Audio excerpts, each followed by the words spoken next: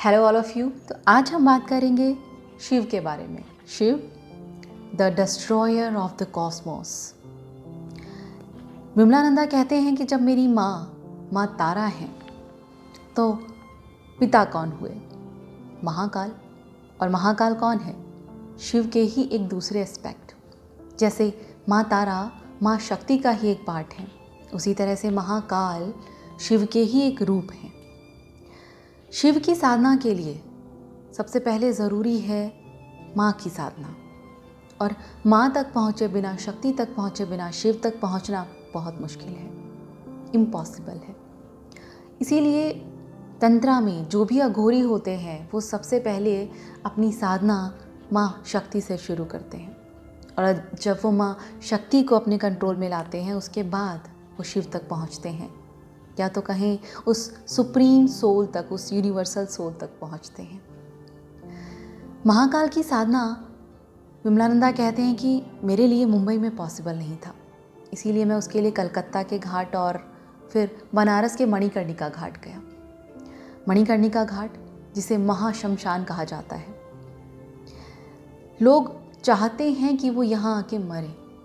इसकी इतनी पवित्रता है, लगभग हज़ारों सालों से यहाँ पर ये लगातार चलता आ रहा है और एक भी मिनट ऐसा नहीं जाता, लगभग हर समय वहाँ पे कोई ना कोई चिता जल ही रही होती है। हज़ारों दर्जनों शरीर जो है वो ट्रेन के द्वारा वहाँ पे लाए जाते हैं जलाने के लिए। जो आसपास अगर किसी की डेथ होती है तो उन्हें मणिकर्णिका घाट पे लाया जाता है।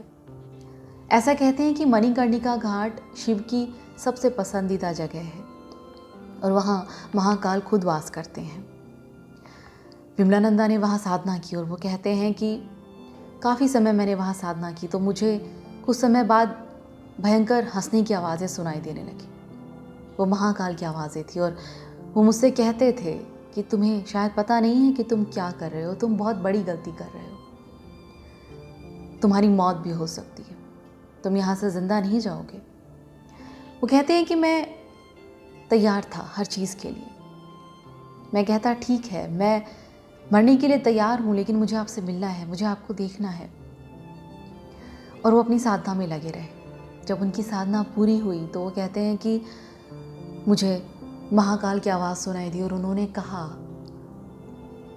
कि ठीक है, मैं तुमसे खुश हूँ, तुम मुझे देखना चाहते हो, लेकिन सच ये है कि अगर तुमने मुझे देख लिया तो उसके बाद तुम जीवित नहीं रहोगे।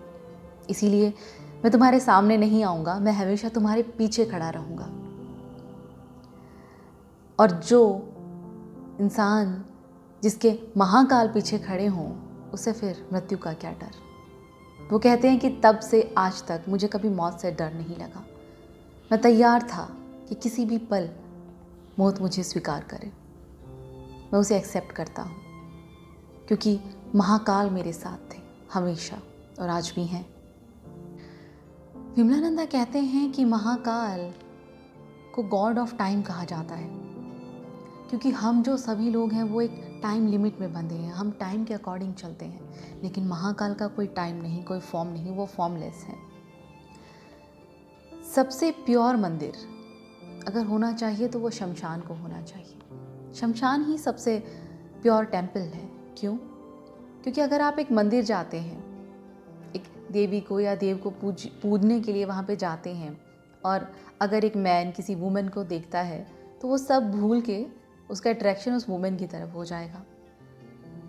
लेकिन जब आप शमशान जाते हैं और वहाँ अगर आप किसी वुमेन को देखते हैं तो आपको बस यही याद आएगा कि एक दिन इसे भी इसी तरह जलना है और इसका भी यही अंत होगा, क्योंकि हम सभी की एक ही मंजिल है और वो है शमशान। इसीलिए शिव कहते हैं कि वो शमशान में पाए जाते हैं, क्योंकि शिव हमें सब भुला देते हैं, इस संसार को भुला देते हैं। मैक्सिमम लोग अपनी डेथ से बहुत ज़्यादा डरते हैं, इवन वो सोच भी नहीं सकते, वो सुनना भी नहीं चाहते डेथ के बारे में। तो जब आप जन्म के बारे में सुनते हैं, जानते हैं, तो डेथ के बारे में क्यों नहीं? ये तो एक साइकिल है, सुनना तो पड़ेगा, समझना तो पड़ेगा। क्या आपने चित्रगुप्त के बारे में सुना है? हिंदू मिथोलॉजी में चित्रगुप्त का एक पर्सनैलिटी यूज़ किया जाता है या बोला जाता है कि वहाँ हमारे सारे कर्म जो है उनकी पुस्तक में रिकॉर्ड किए जाते हैं। चित्रगुप्त का मीनिंग क्या होता है? चित्र मीन्स पिक्चर्स, गुप्त मीन्स सीक्रेट, जो छिपा हुआ है। ऐसी पिक्चर्स जो छिपी हुई हैं, मतलब हमारा सबकॉन्शियस माइंड। हमारा सबकॉन्शियस माइंड जिसमें हमारे सारे अच्छे बुरे कर्म वहाँ स्टोर हैं, वो मेमोरी वहाँ स्टोर है। आज तक जितनी भी लाइफ हमने जी हैं उन सब का मेमोरी वहाँ स्टोर है, और इसीलिए उसे समझाने के लिए एक चित्रगुप्त वर्ड या पर्सनैलिटी को डिनोट किया जाता है। तो जब उस स्टेज में हम होते हैं, डेथ की स्टेज में होते हैं, तो वो सारा सबकॉन्शियस माइंड जो होता है वो एक्टिव होता है, और छिपी हुई चीज़ें जो पास्ट मिस्टेक हमने की हैं वो भरो भर के सामने आ रही होती हैं। सोचिए अगर आप कोई पसंदीदा काम अपना कर रहे हैं और उसी समय आपको हार्ट अटैक आ गया और आप मर गए, तो क्या थोड़े समय के लिए आपका जो माइंड है वो एक्सेप्ट ही नहीं कर पाता दैट आई एम नो मोर? उसे समय लग जाता है उस चीज़ से निकलने में, उसका दिमाग उसी काम में उलझ के रह जाता है कुछ टाइम के लिए, और उसे एक्सेप्ट करने में थोड़ा वक्त लगता है कि ये क्या हुआ, मुझे क्या हुआ, मैं कहाँ हूँ।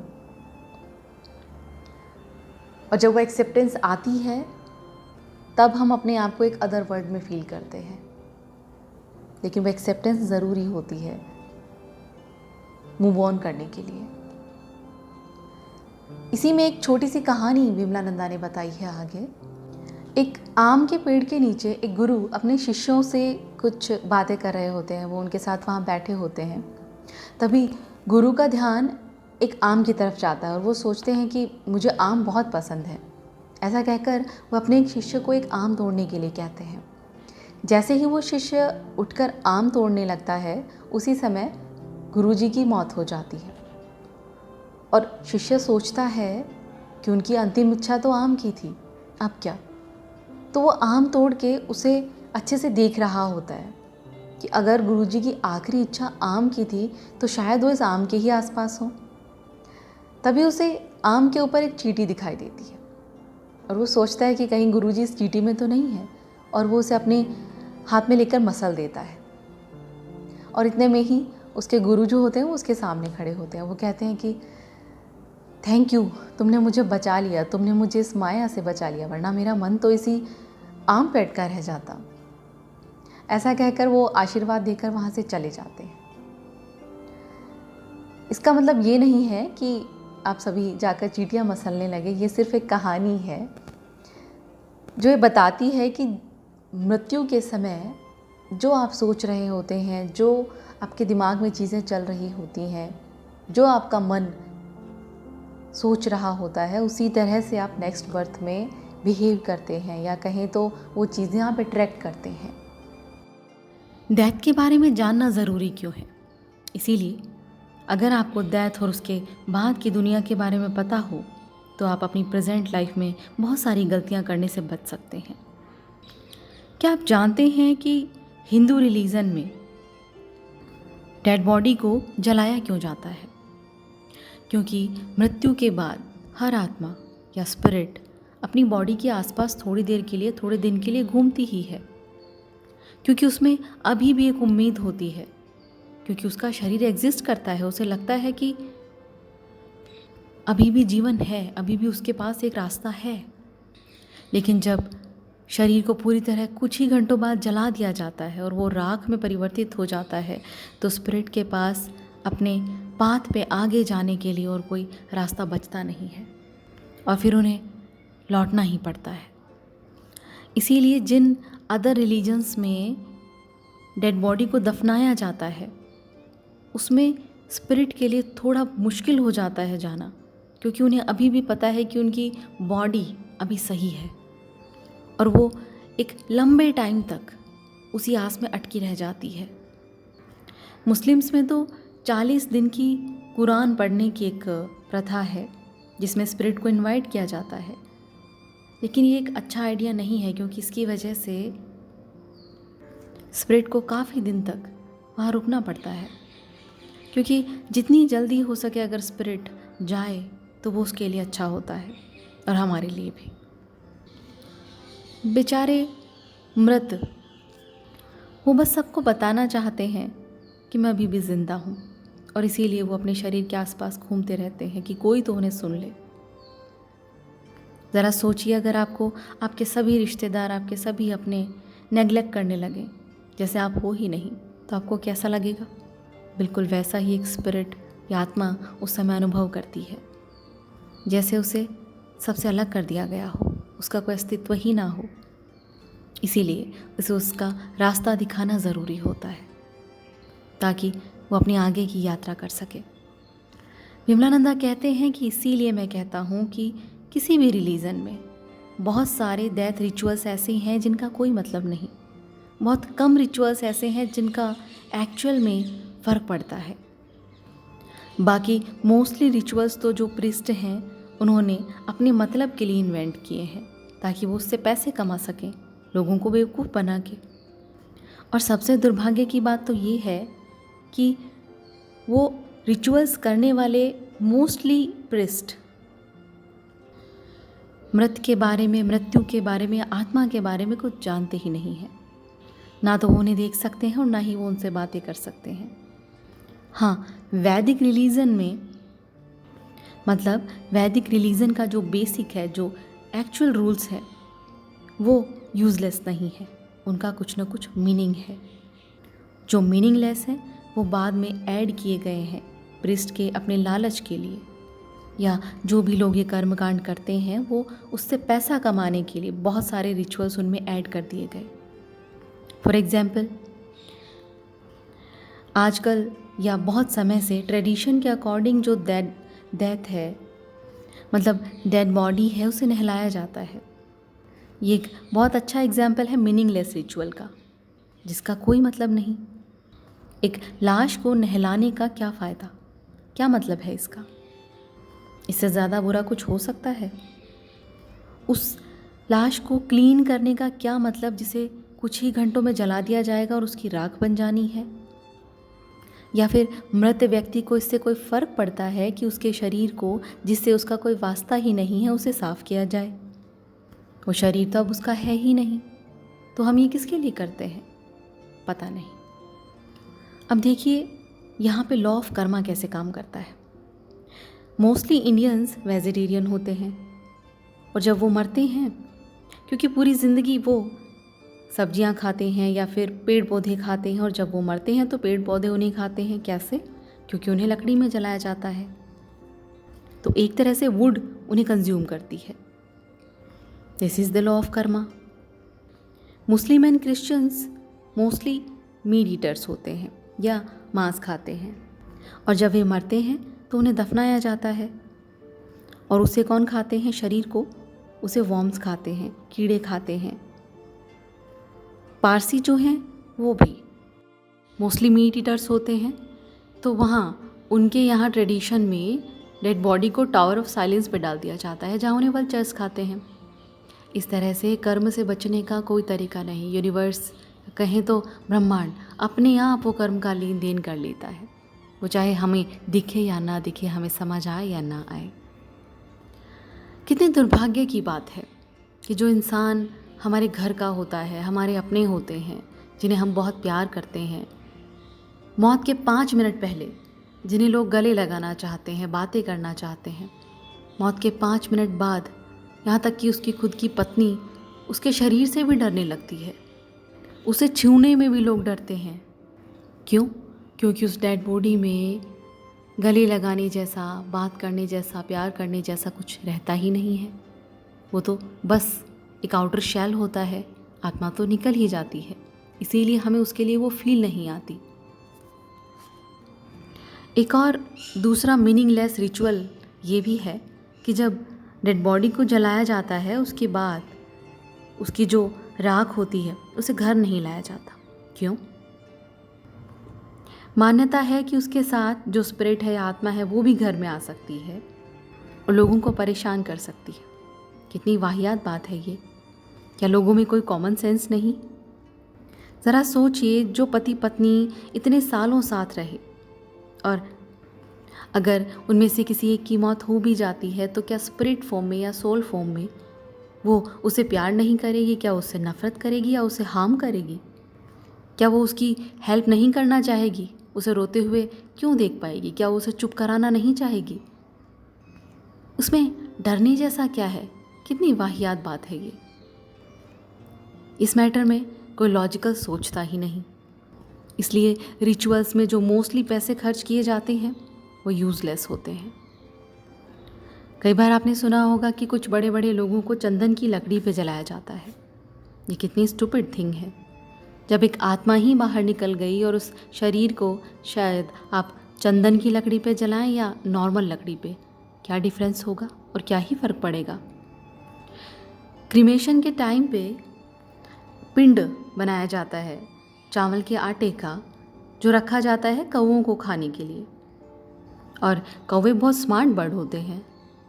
अगर आप ऑब्ज़र्व करेंगे तो कई बार ऐसा होता है कि उस कंडीशन में कौवे वो पिंड नहीं खाते हैं या खाने के लिए नहीं आते हैं, जबकि कौवे हमेशा भूखे होते हैं, चाहे उन्हें कुछ भी मिल जाए वो खा लेंगे। तो फिर क्यों नहीं? वो इसलिए क्योंकि जो स्पिरिट होती है, जो आत्मा होती है, वो उस पिंड के आसपास रहती है और वो उन कौवों को वहाँ आने नहीं देती या कहीं तो उड़ा देती है। ऐसा क्यों? ऐसा करके वो बस उन लोगों को जो वहाँ प्रेजेंट हैं बताना चाहती है कि मैं यहीं हूँ, क्योंकि और कोई रास्ता नहीं होता उनका ध्यान आकर्षित करने के लिए। वो बार बार बोलती है, बताती है, लेकिन कोई नहीं सुनता।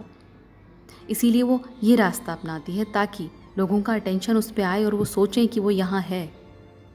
तो जब कौवे पिंड को खाने के लिए नहीं आ रहे होते हैं तो ये आपको समझ जाना चाहिए कि कुछ ना कुछ बचा है या स्पिरिट है जो हमें कुछ कहना चाहती है या उसकी कुछ इच्छा है जो बाकी हैं। तो अगर आप एक्चुअल में उस आत्मा की शांति चाहते हैं तो आप यही करेंगे कि उस पिंड के पास जाएंगे और कहेंगे कि अगर तुम्हारी कोई अधूरी इच्छा है तो मेरे सपने में आओ और उसके ज़रिए मुझे बताओ। और उसके बाद स्पिरिट कोशिश करती है आपके सपने में आपसे कांटेक्ट करने की। इसी तरह की एक कहानी मेरे एक स्टूडेंट के साथ हुई थी। उसके एक डिसीज्ड फ्रेंड उसके सपने में आए थे और उसने कहा था कि हो सके तो मेरे बच्चे जिनके अब सर से पिता का साया उठ गया है, उन्हें एक अच्छे घर में सेटल करवा दो। और उसने वैसा किया भी। हिंदू और पारसी दोनों ही धर्म में जो पितृ होते हैं उन्हें खाना ऑफर किया जाता है, जिसे पितृ अर्पण कहते हैं। और मान्यता होती है कि वे सोल फॉर्म में वो जो खाना है वो ग्रहण करते हैं। वो किस तरह ग्रहण किया जाता है? जो सोल होती है वो किसी भी तरह का खाना स्मेल के ज़रिए ग्रहण करती है, ना कि टेस्ट। इसीलिए खाना वैसा का वैसा दिखता है, उसमें कोई चेंज नहीं होता। इसीलिए विमलानंदा कहते हैं कि कभी भी वो खाना आपको नहीं खाना चाहिए जो मृत लोगों को ऑफ़र किया जाता है या उनके नाम पे बांटा जाता है, क्योंकि उस खाने में वो जो मृत आत्मा है उसकी डिज़ायर्स होती हैं, फिज़िकल लाइफ में वापस लौट आने की डिज़ायर्स। और जो भी उस खाने को खाते हैं वो आपके दिमाग को, वो जो एनर्जी है वो इफ़ेक्ट कर सकती है। इसे प्रैक्टिकली समझने की ज़रूरत है। कोई भी साधु अगर समाधि में है तो आप उसके मुंह में थोड़ा सा कुछ भी खाने का डाल दीजिए, वो डायरेक्टली समाधि से नीचे उतर आएगा, क्योंकि जो भौतिक खिंचाव है वो बहुत स्ट्रॉन्ग होता है।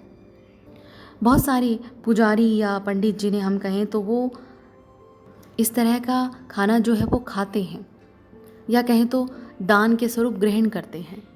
तो ज़रा सोचिए कि इतना पूजा पाठ करके, इतनी भगवान में श्रद्धा रख के भी वो इतने मटेरियलिस्टिक क्यों होते हैं? उनमें पैसे के लिए या भौतिक वस्तुओं के लिए इतना लगाव क्यों होता है? इसी वजह से, क्योंकि उस खाने का इफ़ेक्ट उनके दिमाग पे पड़ता है।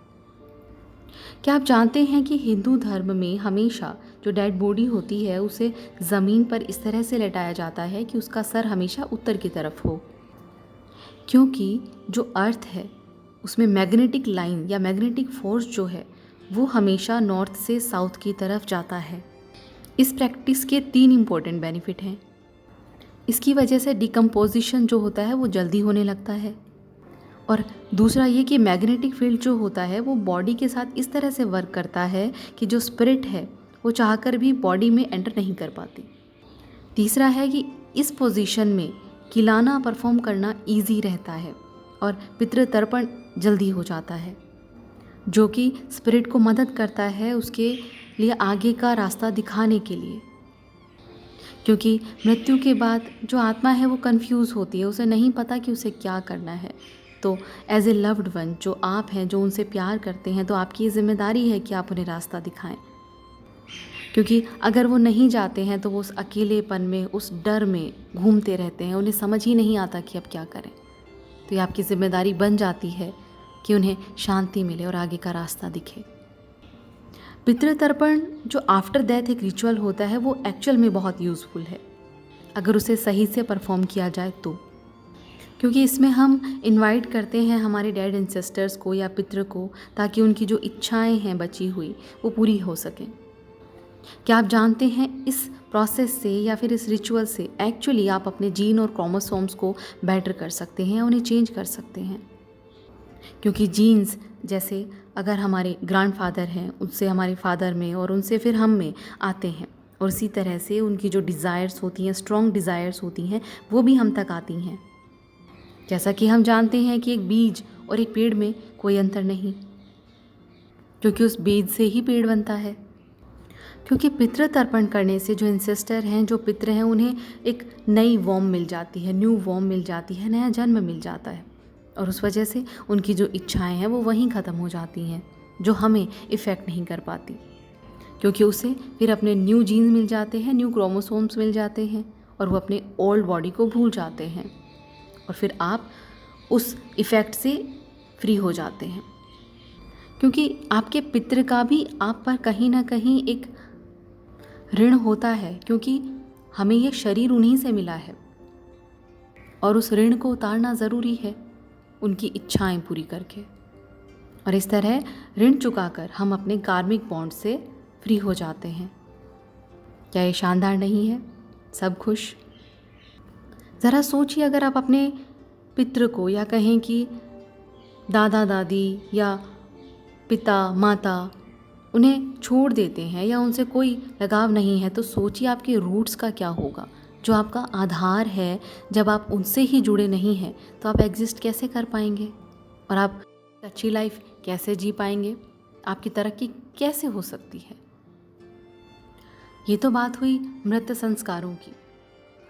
अब अगर बात करें तो शिव, जिन्हें इंडिया में शिवलिंग की तरह पूजा जाता है, शिवलिंग जिसका ऊपर का पार्ट शिवलिंग को डिनोट करता है और उसका बेस पार्वती को डिनोट करता है, और ये बताता है कि शिव किस तरह से अपनी पूरी कॉन्शियसनेस में है और उन्होंने अपनी लस्ट को पूरी तरह जला दिया है।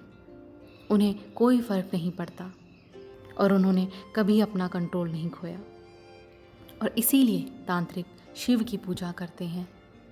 उनकी पूजा, उनका ग्रेस उनमें एक स्टेबिलिटी लेके आता है जो उनकी लस्ट को ख़त्म कर देता है। कहते हैं कि शिव हमेशा हिमालय में वास करते हैं, कैलाश में वास करते हैं। क्यों? वहाँ तो बहुत ठंड है। जी बिल्कुल, जहाँ गर्मी होती है, गर्मी हमारे दिमाग को इफ़ेक्ट करती है और हमारी डिज़ायर्स को बढ़ाती है, और शिव वो तो सभी इच्छाओं से परे हैं। लेकिन ये करना भी आसान नहीं।